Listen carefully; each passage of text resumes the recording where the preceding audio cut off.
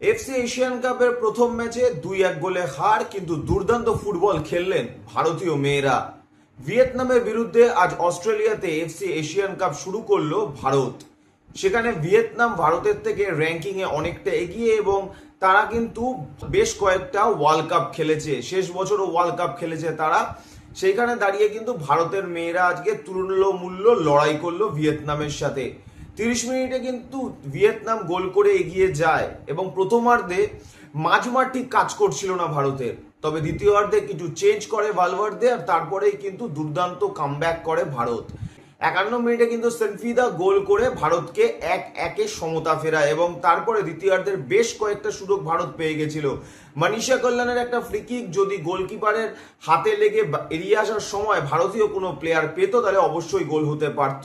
তবে 92 মিনিটে অ্যাটাক করতে যাওয়ার জন্য অনেকটা হাইলাইনে উঠে গেলে কিন্তু গোল খেয়ে যায় ভারত।